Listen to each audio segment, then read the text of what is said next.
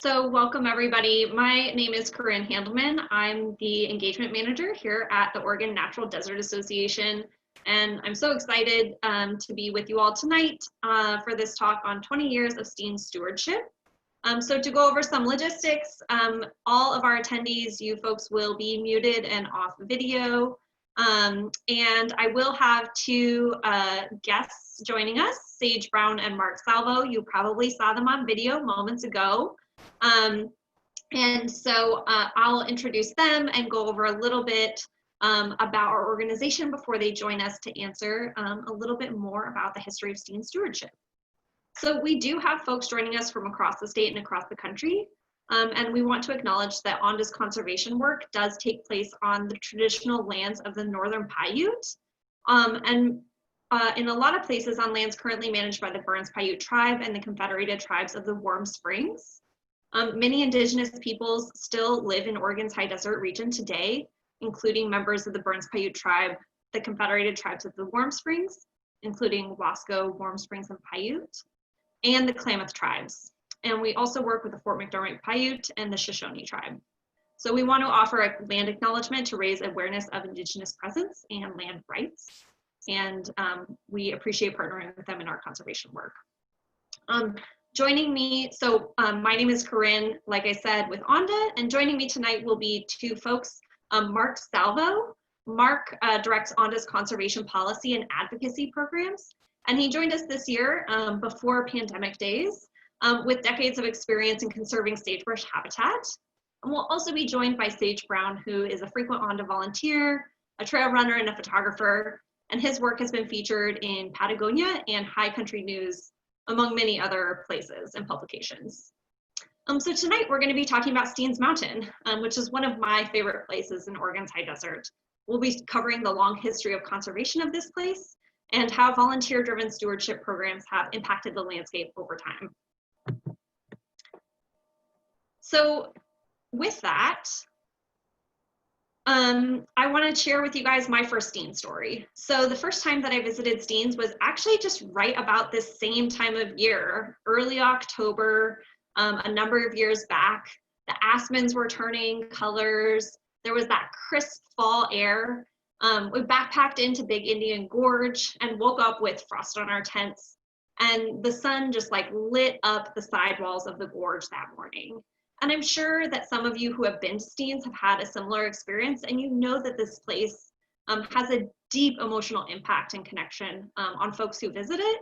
And so we want to acknowledge that while we're talking a lot about conservation, we all have our own stories to share. And so if you want to share yours with us, you can always drop that also in the Q&A box or in the chat. And I'd love to hear some of your personal stories of Steens.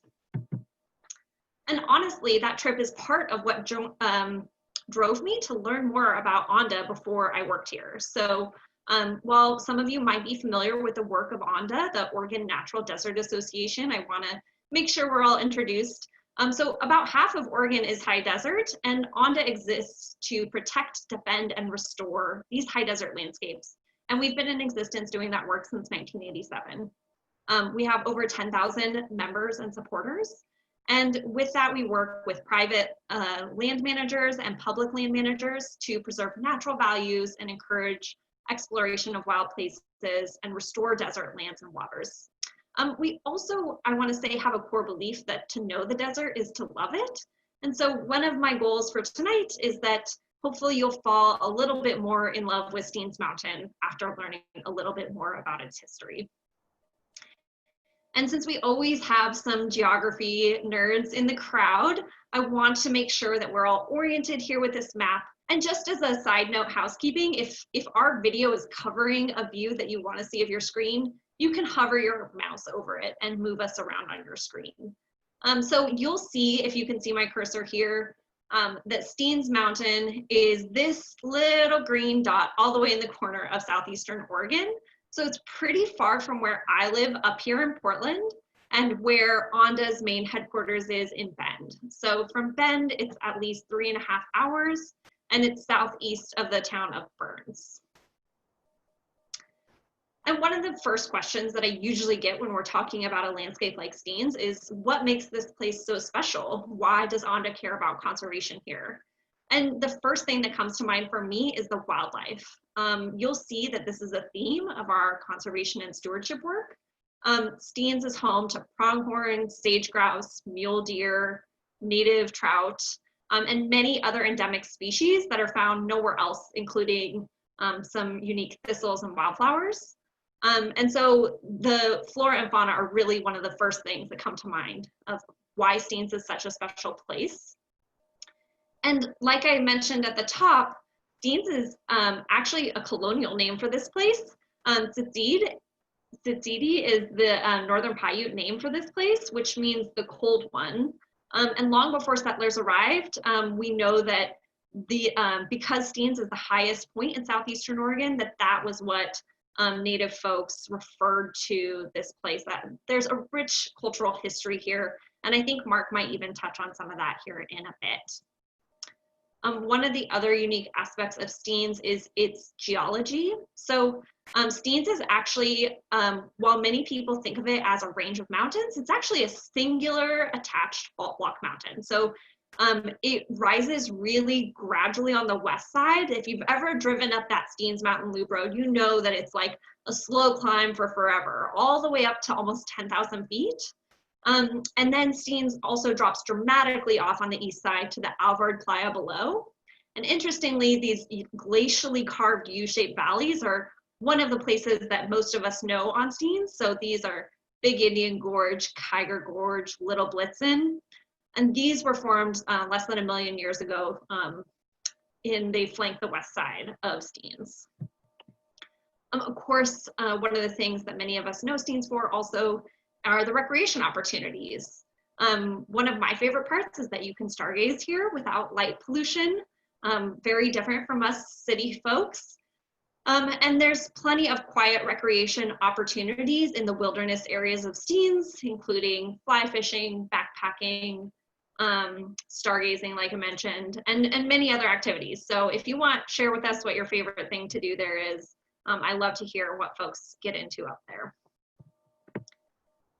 And so now that we've heard a little bit about what makes Steens a valuable landscape for conservation, I want to start to dive into the history of conservation here.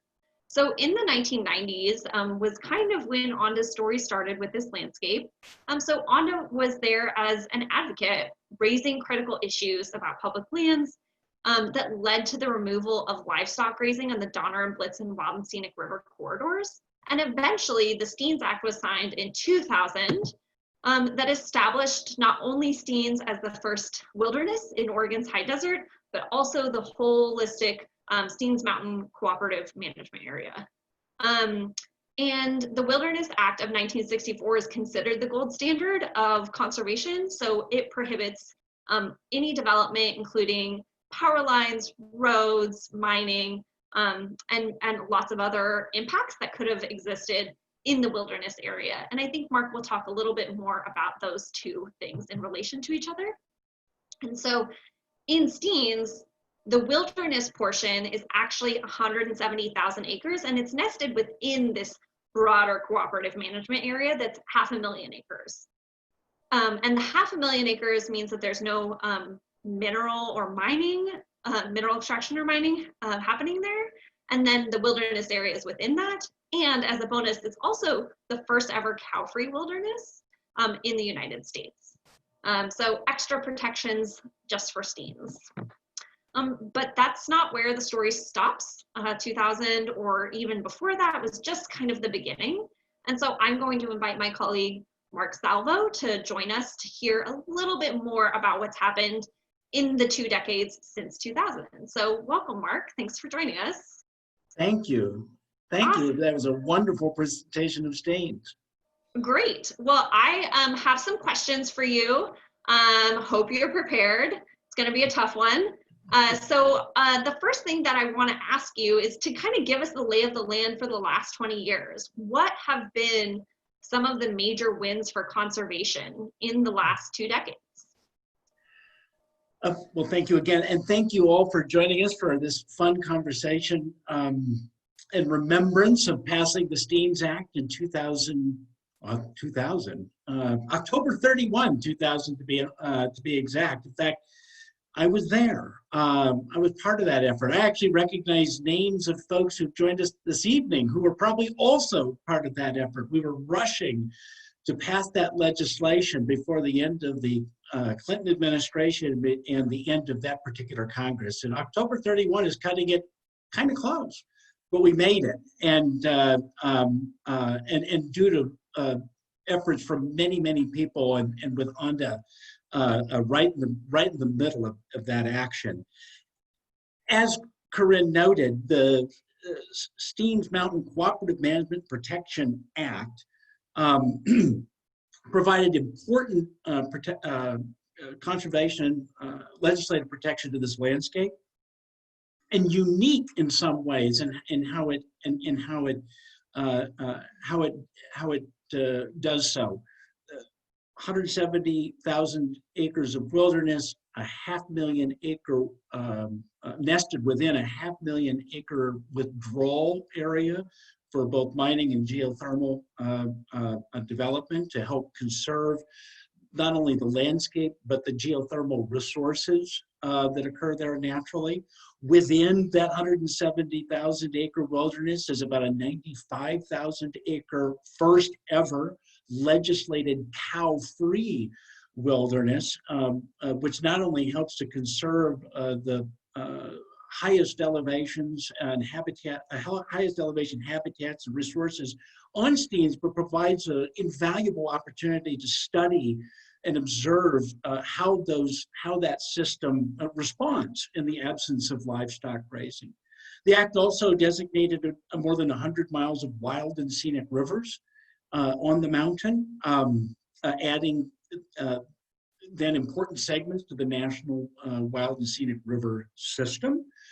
Within some of those wild and scenic rivers and other watersheds, it also designated the first ever red band trout reserve, which again is a sort of another unique, not just Steens only, but nationally a precedential designation intended to help support red band trout conservation and other species that depend on the waters that come off those gently sloping and east side face of Steens Mountain.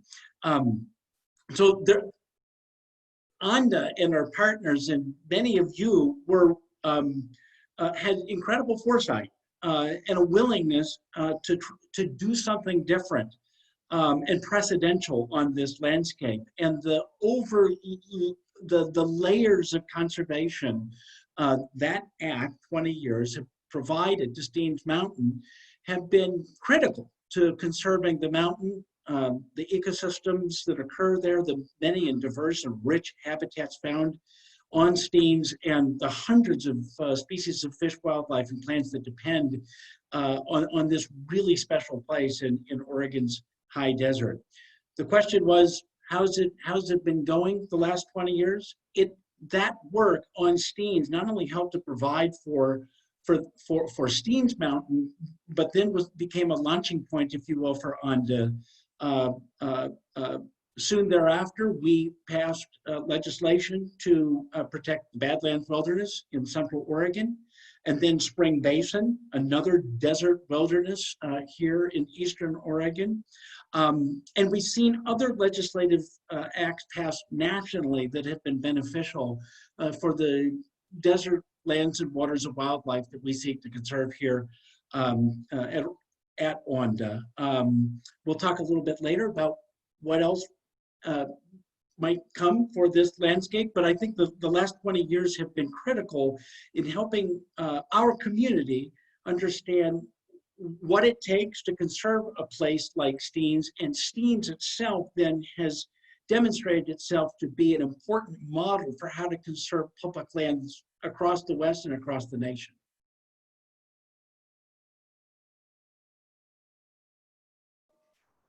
That's such a great story. And I know that there are plenty of conservation wins that you could also be talking about right now. So do you have any highlights of things that have kind of come as a result of the Steens Act? conservation measures that we've seen fall into place, or other legislative or administrative plans? So the Steens Mountain, the management plan itself is visionary and important, critical really to implementing the Steens Mountain Cooperative Management Protection Act. The act itself established a Steens Mountain Advisory Committee, and ONDA has had a long history with that committee. That committee is intended to help provide and consult with the Bureau of Land Management about how best to administer these public lands in accordance with that legislation. But you know what? No law is perfect. And ONDA has also had to be vigilant and diligent about enforcing provisions, protections in the act to ensure that the agency and stakeholders are all abiding by Congress's vision and direction for Steens Mountain. So there's in addition to critically important volunteer stewardship programs and opportunities that Sage and Corinne will help to cover, we've also had to litigate. We've engaged deeply in management planning and restoration planning on Steens Mountain. ONDA has played a key role in ensuring that the very top of Steens was preserved from improperly sited energy development. We've had to intervene when the agency was seeking to use invasive and potentially damaging methods to help control western juniper on the south and west slopes of Steens Mountain. And so we're always, and with your support and with your assistance, we're always watching over Steens, like we do Hart Mountain, like we do Mount Heuer, like we do the Trout Creeks, every other special place in Oregon's high desert. We have to remain vigilant, and we happily do so because of, as you can see from the pictures that Corinne is sharing, it is a spectacular, wonderful, irreplaceable landscape, and worth the time and effort to help defend and restore and protect this place for current and future generations. Yeah, and obviously you've mentioned some legal victories. Our attorney, Mac Lacey, just got a shout out in the Q&A box. Obviously, we could not do a lot of this without him. But we also have our supporters who, as you mentioned, are conservation advocates that have a role in a lot of the administrative behind the scenes things, including resource management planning and other travel planning, recreation planning. Can you give us some insight as to like where conservation advocates have a say in what happens in land management? And indeed, Mac Lacey, former staff at Oregon Natural Desert Association, the current team at Oregon Natural Desert Association have all played important roles in helping to conserve, protect, and restore this landscape in accordance with that precedential act passed 20 years ago. Thankfully, I also get to work with people like Corinne, who help to alert you, the public, to the important opportunities, dare I say, responsibility that we all have to participate in management planning on landscapes like Steens. The management plan that I mentioned, the restoration activities that I briefly described, even the threats posed by improperly sited energy development or other management activities are all preceded by public planning processes where the public has not just an opportunity, but a key role in helping to shape how the agency interprets the law and then proposes to manage the natural resources on Steens and all around the mountain for that matter. Here at ONDA, we are always working to make sure that you're aware of those opportunities and how to engage in those planning processes. They're not as complex as they might appear. Sometimes these plans are many dozens, if not hundreds of pages.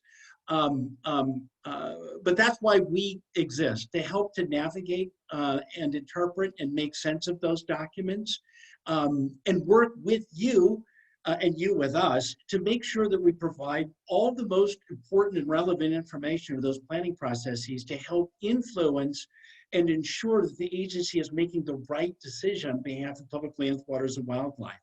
So under the National Environmental Policy Act, the agency is required to involve the public in their management of public lands and resources, and we otherwise have the opportunity and responsibility to engage in those processes. So keep your eyes peeled on your inbox.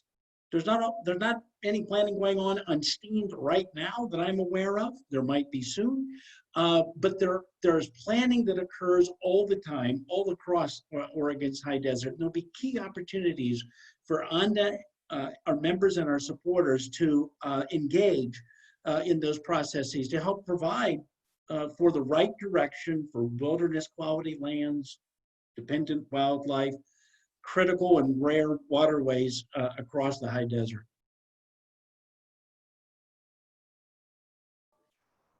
Well, that sounds amazing. And I love that there are so many avenues to get involved. And so I have one final question for you, but it's a big one. So I hope you're ready. Okay. So how has the designation of Steens in the CMPA and as a wilderness, how has it benefited the fish and wildlife, native plants, cultural resources? What are the benefits that we could see today from the last 20 years of action? So many that we probably couldn't possibly cover them tonight, but I'll start with one. Corinne right now is showing a slide of, oh, it just bounced behind us. It was a slide of, there they are, greater sage grouse. The male obviously in the back, the female ignoring him in the front.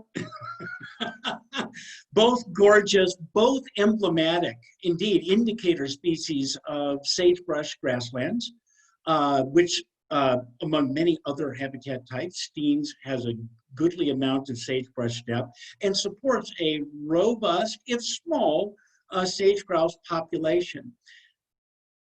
Just by itself, Steens is helping to conserve this imperiled species in Oregon and a species of concern across the West. But we're always learning more about the value of this mountain to the fish and the wildlife, the other natural resources, historic and cultural resources in the region. For example, just for these birds right here, we have since learned that this population and Steens is the only area of habitat in the state that connects the eastern and western subpopulations of sage grouse in Oregon, in eastern Oregon.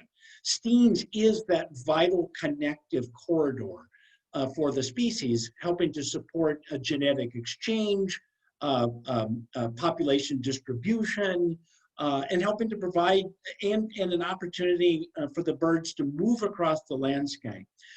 We also now know, unfortunately, that areas like Steens Mountain and Hart Mountain, areas with water like Malheur National Wildlife Refuge, are going to become, and I suppose already are, incredibly important for providing climate refugia, places for plants and animals to find refuge in a warming world.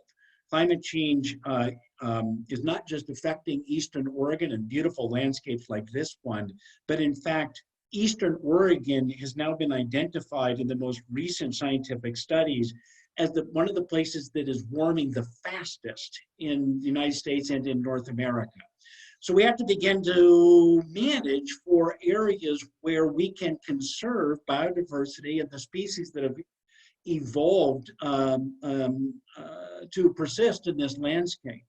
Increasingly, places like Steens and Hart Mountain, Malheur, the Trout Creeks, Oregon Canyon Mountains are all going to be vital for helping to provide both habitat and areas for these species to move across the landscape in response to climate change impacts.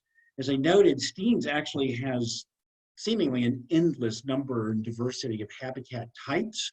As you drive from the lowest elevations, as Corinne described, to the highest elevations, you will find habitats not then duplicated until you get to the Rocky Mountains. That's how diverse and spectacular Steens Mountain is, and therefore supports literally hundreds of species.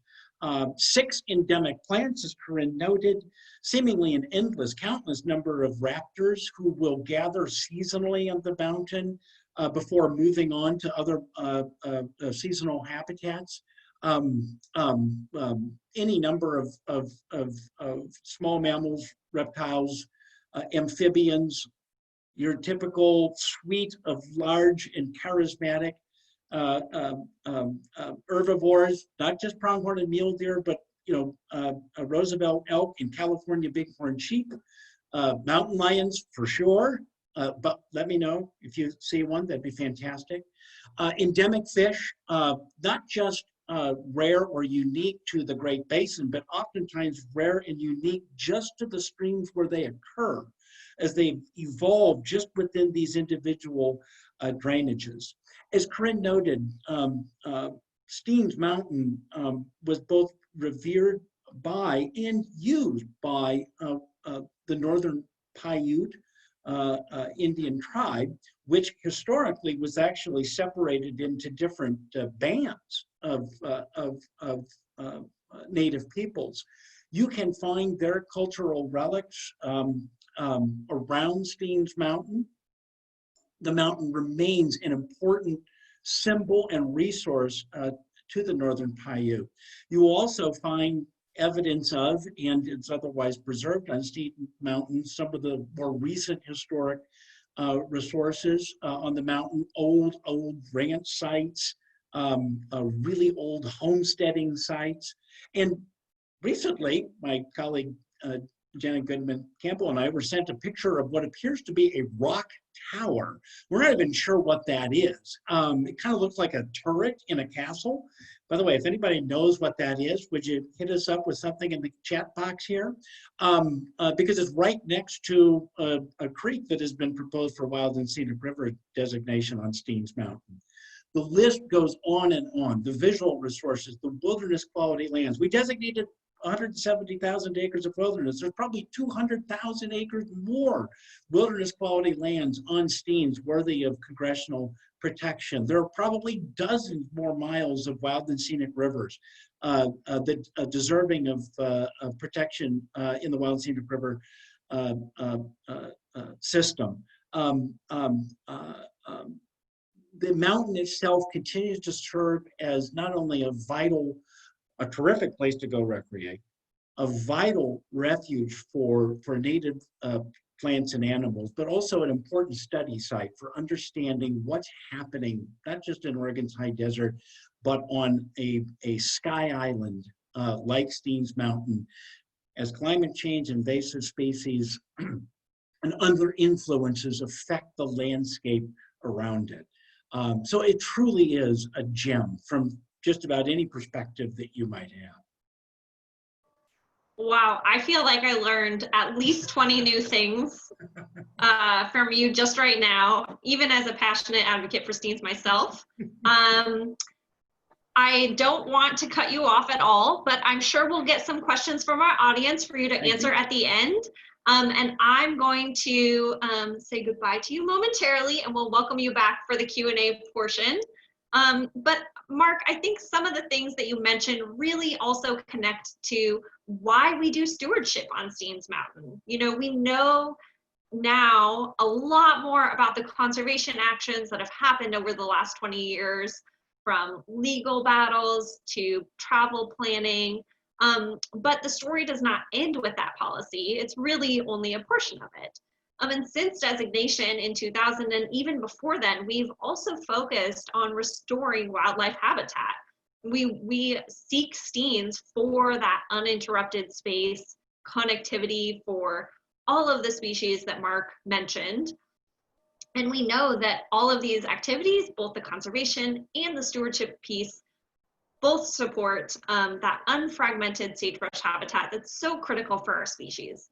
And one of the examples that I really love that I'm sure some folks on this presentation tonight have joined is pulling fence. So removing barbed wire fence is a great example of on the ground efforts by volunteers, ONDA members, and folks for over the last 20 years. And we have a long history of doing this, as you can see from some of these older photos here, including starting as early as 1999. So the reason why we removed the barbed wire fence is because once Steens was protected as a consolidated management unit, a lot of the fence is now unnecessary. So if land used to be split between individual ranches or individual properties, now there's no need for separation because it's all managed as one federal block. And the fence actually prohibits pronghorn from moving freely across the landscape, as well as sage grouse. And so we really see habitat benefits directly for the wildlife that live here. And this photo is one of my favorites from Sage Brown, who will be joining us here in a second. And this was from 2017 when we went on the last annual Steens fence pull. And I'm sure Sage has plenty of stories to share from this trip and many others that he's taken. So I'll have Sage join us now and we can get into a little bit more about our stewardship efforts there. Hi, Sage. Hey, Corinne, how are you? Good. I am just like thinking about seeing this photo just transports me right back to just sweating my butt off in that August heat, in that dusty western slope of the backcountry of Steens Mountain, pulling out all that barbed wire fence. Does that shine for you in your memories in the same light, or? Oh, yeah, for sure. Yeah, I mean, I think first I'll just say thanks for having me here today. And thank you, Mark, for your great perspective on sort of the history of Steens and all the work that's been done. Yeah, I mean, I think I had here in my notes, like all I really remember about that day was just how hot it was and there was nowhere for us to go swim after all that work. But yeah, I think like the thing that really sticks out to me most about these experiences, and as you can see from this photo here, is people are always one of the most compelling parts of this work to me. And you can see just from that image, you know, there's like such a diverse group of ages and abilities. And as Corinne sort of hinted at, like pulling fence is not easy work. If you see here, you know, there's just sort of this like gnarled, tangled mess. And I think that that second day there on the Steens, I think we covered like close to 15 miles that day and pulled 2 miles of fence in that, but it took that amount of hiking from our base camp to get there, which is not a small feat. If I remember correctly, I think Craig had a boot that was held together by duct tape by the end of that. There were some members of the group that had like artificial hips and knees. And I mean, I think like all in all, pulling fence can be really difficult, but there's always like a job for somebody, you know, and I think that's one of the things that I also really enjoy about it. And, you know, no matter what your ability is, you can sort of pitch in any capacity. Yeah, and I guess I wanted to ask you about this because you've joined stewardship trips with ONDA that are fence pulls, that are monitoring trips, a bunch of different types. But I think that this type of restoration work in particular highlights kind of that collective people power. And I was just wondering if you have any stories of that, like kind of teamwork, dream work, how we kind of get it done together that you can share with us. Yeah, I mean, I think that's a great question, and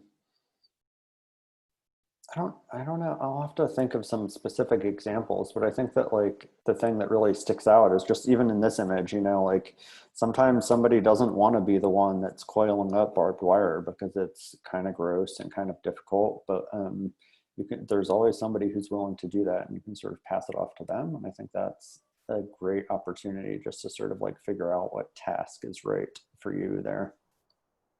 Yeah, and I think I know one of our stats is that we pulled something like 125 tons of barbed wire out of the backcountry.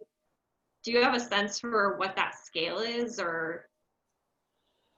No, not at all. I mean, I think that every time I've done a fence pull, like there's just this huge mound of barbed wire fence that's accumulated at the end. And, I think that a lot of the work that I've done with you all is just such a small effort of the cumulative effort over time. And I wish I could see like all of that fence piled up in one place at the same time, just to sort of really be able to visualize like what that looks like. But that's just a ton of fence. Yeah, I think it's something like, 10 buses worth or something like that. But can you, for those folks who have not joined a fence poll, can you give us anything that describes what it feels like to be out there? Yeah, definitely. I mean, I think the first, I guess I want to start first at like sort of this notion of, we often talk about public lands as like we're all owners of them in some way, and like we all own public lands. And as you mentioned before, like we're really all guests in these places, and like not, we don't own these places. These are all, it's a privilege for us to be here. And I think that, some of that experience being out there and like what you get from that is just like the ability to foster a deeper connection with the land and the place, and sort of seeing this gnarled fence line across the landscape sort of transformed to be an open space gives you this sense of like actually putting in some effort and like making a significant change to the landscape. And I think as recreational users and visitors of these places, it's sort of our job and our responsibility to be more educated about sort of the history and sort of current management practices, and really contribute to sort of making some sort of change in these places to better understand their history, and just build that greater understanding of the place that we like to recreate on. And I think that, the more that we can engage in these lands, were you going to say something? You can cut me off. No, keep going. The more that we can sort of get people like Craig and you, and I don't remember these other two people's names, but like get them out there. I think that just sort of helps contribute to like more long-term success. And I think something you or Mark mentioned, but like there are the federal management plans, and we can all sort of like participate in putting in our say into what happens here. But at the same time, like these federal agencies don't always have the resources to actually go out there and take down these fences or something. So if it's not for people like you and I and everybody else on these trips, like these fences will probably just stay there for eternity. And I think it's like the least we can do to give back to these places, to sort of go out and take care of them a little bit. Like I think we all appreciate these places for their sort of aesthetic quality and landscape and sort of beautiful nature and everything like that. But like if we can take a little bit of that time to just give a little bit back, take care of them in a little bit, like as we also enjoy them for recreational purposes, I think that can go a long way over the long term. Yeah, and so then if you were like giving a pitch to someone, like I can tell how much you care about volunteering, but what would you tell someone about how volunteer efforts are important to conservation success? Do you feel like you make a contribution when you're out there, even though it's just a drop in the bucket? Oh yeah, I mean, I think that I think that's a great question, and I think that there are so many instances where I think that like just having put in some work in places like this and like sweat out there with you and other people, and just sort of like that time putting in work just sort of builds that relationship with the place and like a greater understanding of it and sort of like how we got to where we are today. And I think that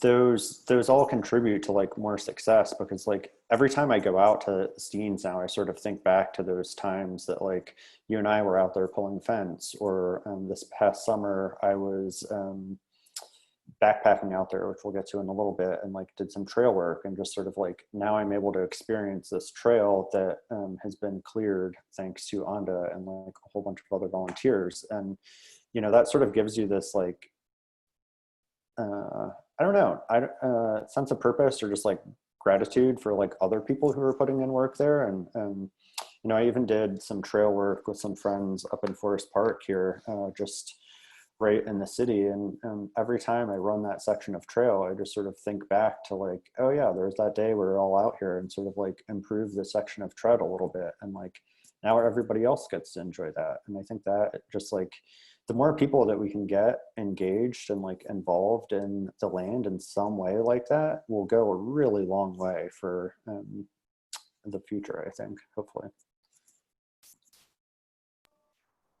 Yeah, and I guess my next question kind of shifts it a little bit from just thinking about personal impact or volunteer impact as a whole. And I guess, you know, I know that you are a storyteller and your photos obviously are stunning by themselves, but I was just wondering if you have some favorite moments from Steens Mountain, volunteering, visiting, that you want to share with us. Sure, yeah. I mean, I think sort of as I mentioned before, people are always one of the most compelling parts of this landscape to me. I think the landscape is inherently beautiful and captivating, and that's sort of what draws us all there. But, you know, I think a big part of my work is sort of exploring the relationship that we all have to these places and these lands, and sort of trying to investigate that a little bit further, and just trying to give a little bit of context to these places too, by placing people in them and sort of seeing the different ways in which we interact with them. And so there's certainly like a few stories that come to mind. And this one here, this is Katie Burt-Zokas. She's employed by the Burns BLM. She's the only female horsepacker employed by the Bureau of Land Management in the entire country. She runs this string of 4 mules and her horse Ace, and she sort of supports a whole range of work in the wilderness where they can't bring vehicles or power tools or things like that. So on this trip where we're doing trail work on the Big Indian Gorge Trail, she packed in all of the trail work tools and heavy equipment that we would have had to backpack in. And, you know, I think it's opportunities just to meet folks like her. If I remember correctly, I think she spends upwards of 150 nights a year outside in the backcountry on the Steens and surrounding area with her string. And, you know, I think it's people like that that I'm just like fascinated to sort of learn more about in this landscape. And if you keep going through some of these slides, there's just like so many more examples of that. Last year I was out with you all to spend a week with the Tribal Stewardship group, and I spent a week with them at the Malheur Wildlife Refuge, and then on the Steens as well. And this is Tiana Casey. She was the trail or leader of the stewardship group, and spent an afternoon with her sort of gathering tule for creating or making traditional mats for both prayer and dining and all sorts of uses. And, you know, I think, again, that's just sort of a perspective that I didn't have previously of this place, and being able to spend some time there with her and these other indigenous youth, and sort of bringing them to a place where a lot of them, some of them were from the Warm Springs and sort of surrounding reservations, but then there are some of the other group that were from out of state. But I think even so, just for them sort of coming to this place and sort of getting this perspective of the landscape that they may not have been able to have previously. It was just sort of a special thing to be able to witness and document and you know, just be a part of and document in some way.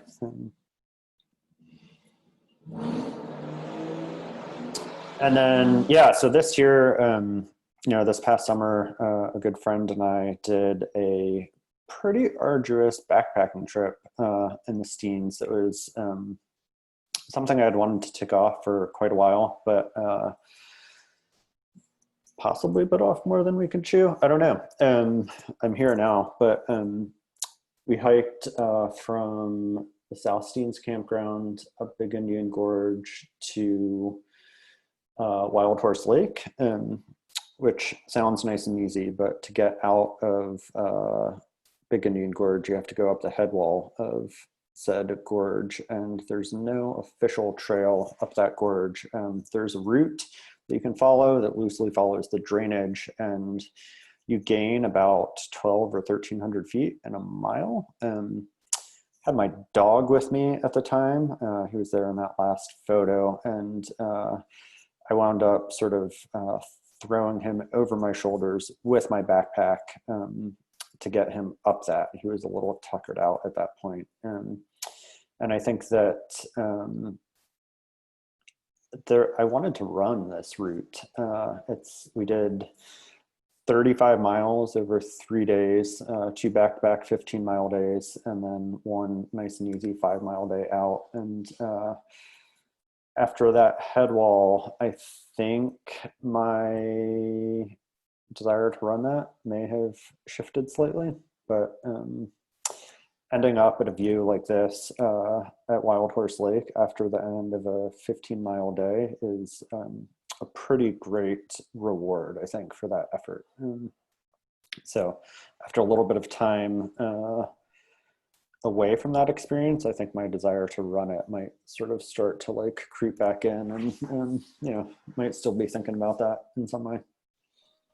Yeah, it's this vicious cycle, right? You forget how much pain you were in maybe, and then you think, oh, I would totally do that again.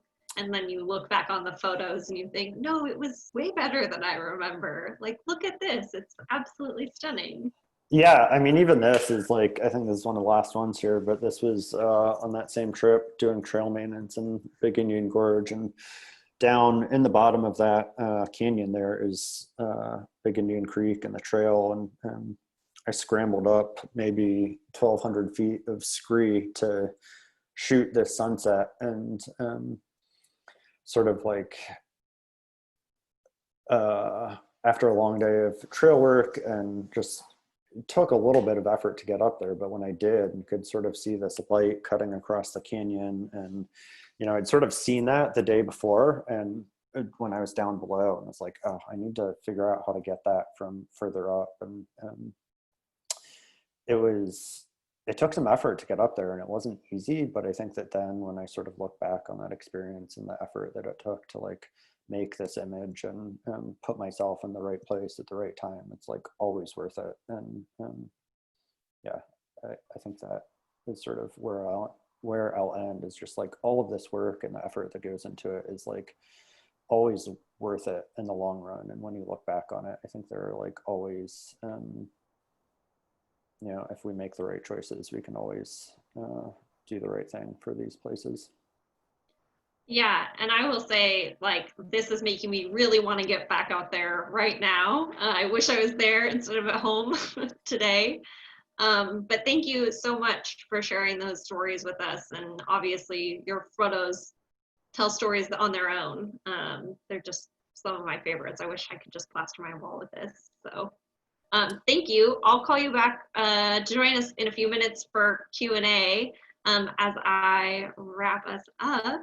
Thanks, Sounds Dave. great. Thanks for having me, Corinne. Yeah, so I guess I just want to end with a little bit of a reflection. Obviously, you know, we talked a lot about some really detailed policy, talked a bit about the people that you can connect with and the impact of volunteers on the landscape. But we know that the story of Steens doesn't stop here, and it doesn't stop today. And our work for this place and for conserving these landscapes really continues because ONDA has this belief in this long-range conservation vision for the land. And we also know that we can't do it without your support. And so I just want to send some sincere gratitude to all of our ONDA members and supporters. We know how special wild places are for our mental health, especially right now. And I hope that you will join us in keeping Steens wild for generations to come. I want to also share, I know we did not talk much about how to get out and explore this landscape, but I do want to share our visitors guides as a resource so that if you are trying to plan your own trip out, you can find that information on our website. And you can call the Burns BLM district for up-to-date information about current conditions because they know more about what the road is, if the road is open or if the trails are open or anything like that. So I will end it there, but I want to invite Sage and Mark to join me back to help answer any questions that we might have gotten. And so feel free for those folks who have any questions to drop them into the Q&A or the chat box. We'll see them both. I want to kick off with a question about the long-term conservation here. Mark, I know you kept us up to date about a lot of the happenings that have gone on in the past 20 years. What do you see on the horizon? What's next for Steens? Well, ONDA is furiously engaged in a number of different legislative campaigns, even now to protect public lands like Steens. And so please stay tuned for more news on that in the weeks and months ahead. For Steens, I may have already foreshadowed this. I would love to see if we can't designate the other 200,000 acres of wilderness quality lands as wilderness on Steens in the next 20 years. I would like to designate several dozen more miles of wild and scenic rivers on Steens Mountain in the next 20 years. I would like to pursue an international dark sky preserve designation for Steens. One of the photos that Corinne showed was this gorgeous shot of somebody peering up at the Milky Way. Steens is one of the few places in the state, if not the country, or at least the West, where you can still get a clear-eyed view of the Milky Way due to the lack of light pollution on top of the mountain without need for a telescope or other aid or device. And there are such dark sky designations available, and I think Steens would certainly qualify for that. In the years ahead, as I mentioned too, we'll have to learn even how to better manage for landscapes like Steens as they become increasingly important for fish, wildlife, and plants contending with the effects of climate change. And so that might require even more sort of protective management, restoration, like Sage just covered for us, and very thoughtful recreation and other management on the mountain to ensure that we're providing for habitats and ecosystems that can resist the effects of climate change in the future. Yeah, and I say, let's do all of the above. And we even got a fun suggestion in the Q&A box that I love. The question is, have you ever talked with Gordon and Hempton about exploring Steens as a quiet place?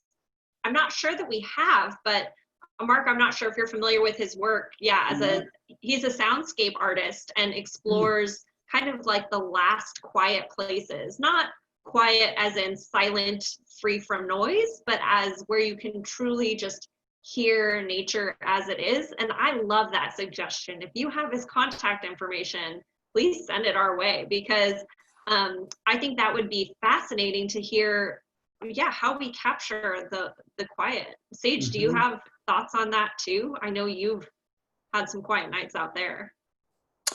I would love to see sort of how that really stacks up in the scene of the quiet places. I mean, I think that is one of the aspects that's so great about out there is that, yeah, there's just a lot of land around you to sort of provide a buffer from any other intrusions, I think, and that's really special. Yeah, I will say we also got a note in the chat box about our stewardship work and about the really cool construction gloves that we have going on. I also want to just kind of update folks who are interested in our stewardship program. So obviously with COVID, things are shaken up a bit and we had to cancel all of our trips for 2020, which is super unfortunate, but we're really trying to be thoughtful and keep everyone's health at the forefront. As far as planning for 2021 and beyond of getting folks back out there. And so you're all on our email list. And so we will send you notices starting as early as February potentially, which would normally be when we roll our trips out with what plans A, B, and C are given whatever that situation looks like then. So hopefully many more opportunities for you to volunteer with us in the future. Mark, do you have any other insight on the stewardship status? I think you nailed it. We're hoping to be out and out more often next year. Yeah. And one more question for Sage. And so if anyone else has a last question, you know, feel free to drop it in. But Sage, if you could pick a place to be right now, where would you be and what would you be doing on Steens? That's a great question. I think on that backpacking trip I mentioned earlier, I was sort of eyeing the drainage that drops out of Wild Horse Lake, and I know that's part of the ODT route, and that's somewhere I think that I want to spend some time next out there is, you know, sort of exploring that. And I don't know if I would make that a day hike or sort of park a car down somewhere on the east side of the mountain and work my way up and back, or who knows what. But I think that just has a really, you know, that lake itself sort of has this infinity pool look when you're on the far side of it, and then it just drops off and you walk over to that eastern side of it, and you just see the creek sort of disappear down this bend. And I think it's a pretty steep drainage, but it's just so aesthetic, and knowing that you can sort of just follow that down and like eventually end up in the Alvord and on the east side of the mountain there is like pretty alluring. So that's where my head is at right now. Yeah, I love the creativity. Mark, do you have an answer for that question to wrap us up? I just want to go back. I could confirm and affirm for all of us that even Steens Mountain, covered in wildland fire smoke, in the early the first week of September was still gorgeous and rewarding. It's a great place. And oh, by the way, Sage, I actually peered over that edge you just described, and you may need more than a tag. It looked enticing. That sounds fun. Count me in on the next trip. And so I just want to say a sincere thank you to everyone who joined us tonight. I hope you are inspired and informed, and I hope you'll join us next time out in Steens. Thank you guys so much for your support. Thank you, Sage and Mark, for sharing your wisdom and your stories with us. Really appreciate it. Thank you, Corinne, and thank you for everybody who came. Yeah. Thank you. We'll see you next time. Bye-bye.